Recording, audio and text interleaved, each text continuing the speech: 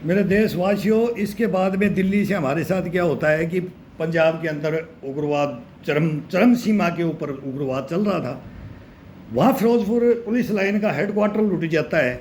वहाँ का कोत को नक्सलाइट उग्रवादी बोल दो, खाड़कू बोल दो, इन्होंने गाड़ी लगा करके संतरी के मुंह में रुआ डाल करके बंद करके हाथ पैर बांध करके डाल करके पूरा कोत को लूट लिया जाता है। ट्रक भर करके अमनेशन, हथियार अमनेशन लूट नहीं जाता है, लुटवा दिया जाता है। और अभी मान साहब हैं पंजाब के अंदर, अभी शायद मिनिस्ट्री भी बने हुए हैं। महीना पहले मतलब 2-1 महीना हुआ है कि तभी बोला, मैं बोला आज भी वही पंजाब को, जो पंजाब एक बोलते हैं ना फॉरेन कंट्री बोलते थे, उसको कनाडा बोलते थे, उसको गड्ढे में गया था और उसको फिर लेवल पे भी लाया गया और सब शांति भी किया गया। गिल साहब के साथ में जब ये हुआ था कि हीरो की उपाधि बॉम्बे ने दे दी थी, और वही डीआईजी साहब वहाँ फिरोजपुर के डीआईजी साहब फिर वो सस्पेंड हो गए।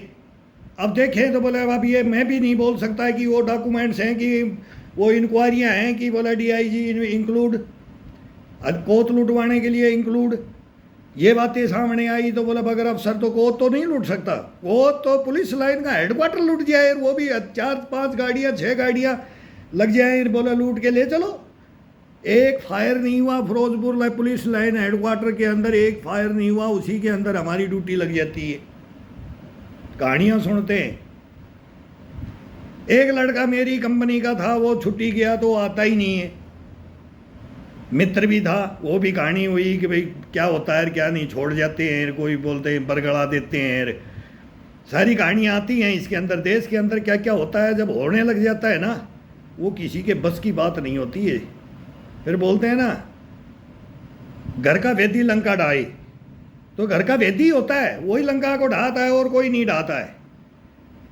वहाँ कुछ टाइम हम निकालते हैं, फिर वापस दिल्ली आ जाते हैं, पंजाब से वापस दिल्ली आ जाते हैं। दिल्ली आते ही तीसरा कांड हो जाता है। पहले पिस्टल गई, डीआईजी एक भ्रष्टाचारी चोर ले गया, फिर कार्बाइन गई, दिल्ली पुलिस उठा के ले गई, टेंट के हवलदार ने आग लगा के हथियार जला दिए, यूनिट बदनाम होगी।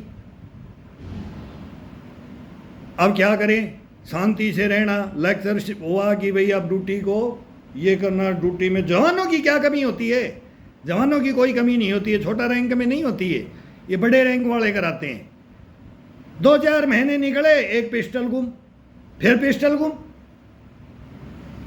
एक श्रीमान जी किसी भी मिनिस्ट्री के घर में इन सब इंस्पेक्टर की ड्यूटी दे रखी है, एक प्लाटून लेकर के मिनिस्ट्री के घर में पिस्टल और अमनेशन, पोच अमनेशन, खाली पिस्टल लगा करके ड्यूटी करता है दिल्ली के अंदर लुटियन जोन में। और पिस्टल किसको दे देता है? अराजक तत्वों को बोलते हैं। मैं नहीं बोल सकता कि किसी को दिल्ली में भी कोई उग्रवाद क्या अराजक तत्व होते हैं, उनको किराए पे पिस्टल दे देता है कि मेरे को तो 1000-2000 रुपये दे दिया करो, किसी के भी गले में लगाओ इसको, और बोले भाई लूट लो उसको, खसोट लो उसको, गुंडागर्दी कर लो। पिस्टल किराए में दे रहा है सब इंस्पेक्टर मेरी यूनिट का। अब उसको छुट्टी से बदली करना है, किसी से आया तो उनको कहीं भेजना है। मैं फायर कंपटीशन से नीमच से आ रहा हूँ, तो मेरे को इब्राहिम सामा, मेरे साथ में वो लड़का गुजरात का था इब्राहिम सामा, मेरा 1000 आदमी में सिलेक्शन हुआ था। मिश्रा साहब मेरे को बुला के बोल रहे हैं कि बोला एक ये साहब है, ये आपके पास जाएंगे, आपको एक सब इंस्पेक्टर भेजते हैं पार्टी, अभी 6 जवान आप सेलेक्ट कर लो यूनिट में। मैं सिलेक्शन कर रहा हूँ, वो पार्लियामेंट वाले लड़के का, मैं किस कंपनी से बढ़िया शूटर छाटूँ कि यूनिट का नाम आए। मैं टीम कैप्टन बना हुआ हूँ, 25 साल में शूटर कंपटीशन का मैं टीम कैप्टन रहता था। अब मिश्रा साहब के पास रिपोर्ट लगी, सर इसको इनको भेज दो, तो वो उस पोस्ट पे जाते हैं, उस पोस्ट से राम कुमार, इंस्पेक्टर राम कुमार, उनको वापिस लेना है पोस्ट से। वहाँ गए, पिस्टल ढूंढते रहे, पिस्टल तो है नहीं, पिस्टल तो बाहर गई, किराए पे गई, पिस्टल तो किराए पे चल रही है। ये मेरी महान फौज है, इसको बदनाम मत करो मेरी महान फौज को। किराए पे पिस्टल चल रही है, किराए की पिस्टल गुम। अब आज दूंगा कल दूंगा, मेरे ये नहीं, मेरे नहीं, 4 दो भाई, 4 दो, साइन करो रजिस्ट्री में, पिस्टल तो दो, हैंडी टेकिंग करना है। वही वो सब इंस्पेक्टर उसका चार्ज लेना, उसको हेडक्वार्टर में आना है। अब पिस्टल कहाँ से दे दे? 2-3 दिन निकल गया, मिश्रा साहब के पैर फूल गए। मैं को होल्ट करो सर, होल्ट करो। मेरे को, मैं फायर कंपटीशन का था इसलिए मैं एक जवान था, मेरे को कर्नल के पास कोई मतलब नहीं था, लेकिन जब टीम आती थी बढ़िया गेम करके आते थे तो मेरे को इंट्रोडक्शन हुआ। और फिर मेरे को दूसरी साल में फिर मेरे को बोला भाई ये हो गया। मैं ऑफिस में खड़ा हूँ, सीओ साहब के पास है कि भाई ये आदमी ले जाने कितना तुम्हारे को अमनेशन चाहिए, कितना वहाँ फायर होता है। और वो खुद उनको नहीं पता, हम गेम के थे, हम बता रहे हैं कि साहब हमारे को इतना अमनेशन चाहिए, ये पहुँच हमने ये वापिस आ जाएगा, ये हम वहाँ शूटिंग में काम में ले लेंगे। और वही बातें वहाँ हो रही हैं कि वो पिस्टल लेकर पिस्टल गुम है। 10 दिन तक तो कर्नल होकर के पुतलियाँ फिर गई, आँखों की पुतलियाँ। अगर रिपोर्ट दूँ तो अब दिल्ली में क्या दूँ? 2 कांड पहले हो गए, तीसरा कांड और लेके बैठ गए। अब क्या करें? कहीं से भी लेके आओ, 2 दिन छुट्टी छोड़ा, 3 दिन छुट्टी छोड़ा, 1 दिन छुट्टी छोड़ा, और उस को खोज करके वो किसको देते थे वो तो मिल ही जाता है। फिर कहीं चला गया, कहीं लेकर के चला गया, आ गया, और वो पिस्टल लेकर के दे दिया। फिर वो पिस्टल हमारे को ऐसे मिली। 3 कांड हो गए। अब चौथा कांड एम्बेसियों में हो जाता है। चौथा कांड एम्बेसियों में हो जाता है। मैं 7 मानसिंह रोड चला गया, फिर नीमच से कंपटीशन के आने के बाद में Darbhanga house, 7 Mansingh road IB office, इधर खान मार्केट, सुंदरनगर में ये सारी एम्बेसियों के अंदर सब ड्यूटियाँ लगी हुई हैं। यूनिट 1000 आदमी कहीं भी बांटे हुए हैं, 800-900 जवान, 6 कंपनियाँ हमारी ये सब बटी हुई दिल्ली के अंदर। अब सब अपनी अपनी ड्यूटियाँ कर रहे हैं। रात में वही पीसीआर आती है, 2 आदमी 1 आदमी बैठा के लाते हैं कि फिर वो पीसीआर। अब दिल्ली पुलिस को तो वहाँ से हटा दिया और हमारे को लगा दिया। ये क्यों हुआ?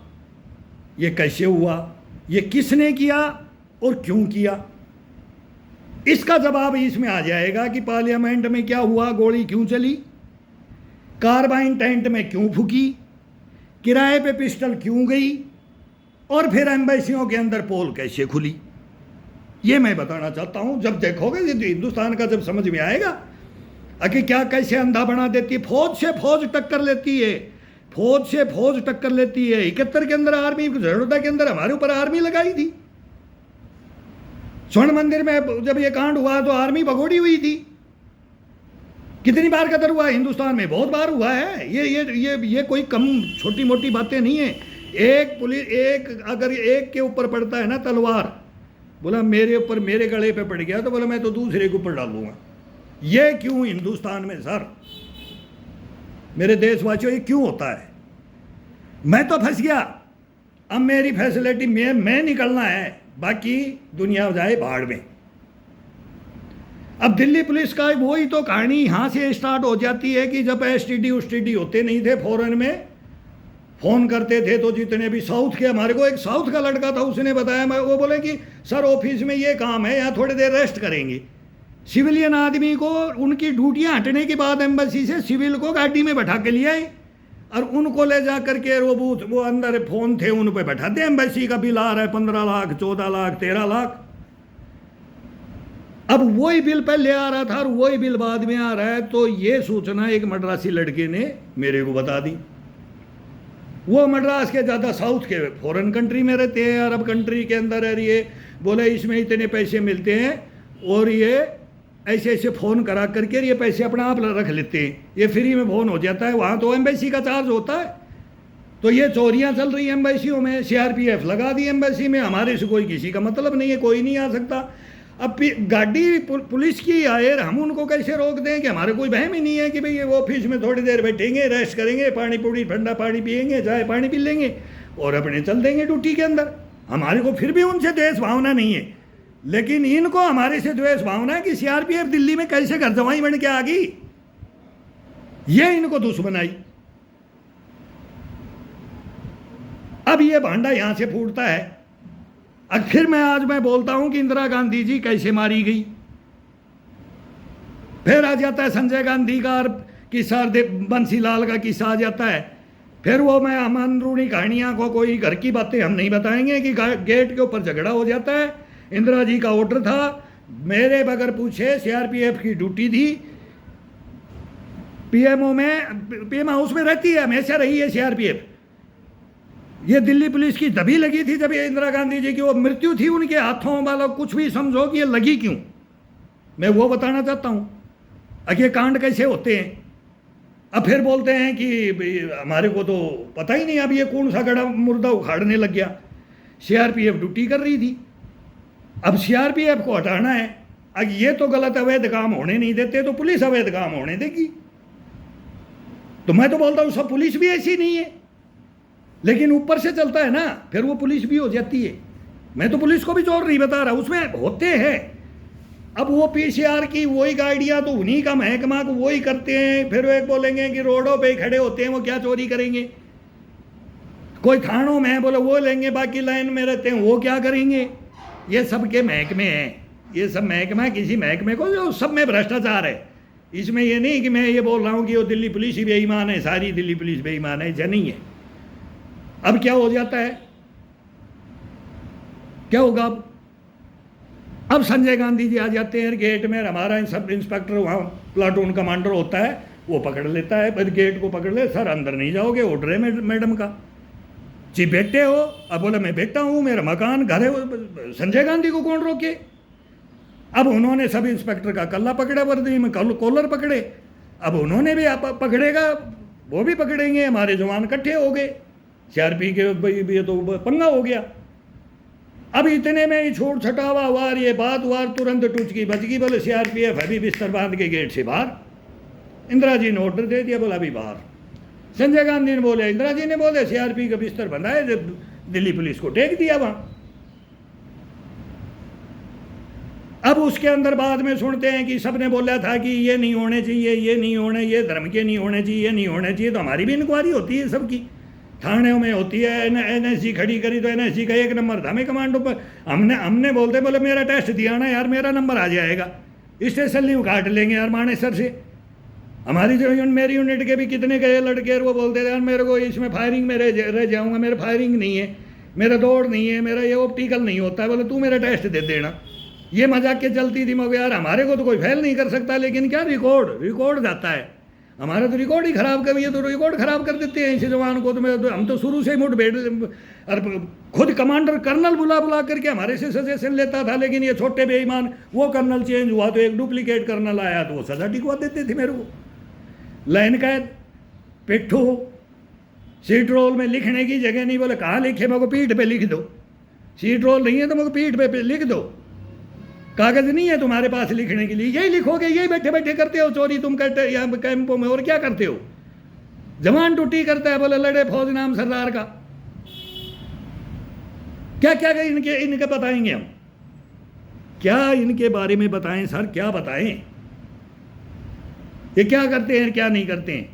वो दिल्ली वो कांड हो गया, इंदिरा जी ऐसे गई, हम बता रहे हैं उन्हीं की, हम लास्ट लेक्चर करा करके हम दिल्ली आए, दिल्ली जल रहा, रोम जल रहा, बोले नीरो बांसुरी बजा रहा। फिर ये इतिहास सुने, हम घर में जाएं, स्टेशन लीव हम भी जाते थे, हम बड़े बूढ़ों को बोले हैं कि यहाँ ड्यूटी कर रहे हैं, ऐसे ऐसे दिल्ली है, इसमें तो दिल्ली में कोई भी मार सकता है, किसी को भी मार सकता है, कोई मतलब नहीं है इसमें। अब यहाँ से हमारी ड्यूटी चलती रहती है, हम वहाँ रहते हैं, हमारे 4 साल पूरे हो जाते, 3 साल के लिए आते, 3 साल हमारे पूरे हो जाते हैं। मेरा ट्रांसफ़र होता है 11th बटालियन में हो जाता है, बाकी का कोई है वो वहीं रह जाता है, और फिर आगे मेरी कहानी चलती है। तो वहाँ के आगे के आपको बताएंगे, फिर ये इस पे डलता नहीं है। और कहानी तो ऐसी है कि मैं एक दिन बताने लग गया तो लंबी चौड़ी चलती ही रहेगी, फिर 10 दिन तक, और एक बार में बताते, लेकिन बोलते हैं कि यूट्यूब पे नहीं डल रहा, फेसबुक पे। मेरे भाइयों ये मेरे को आता नहीं है चलाना, तो ये 15-15 मिनट का बना करके मैं डाल दूँगा।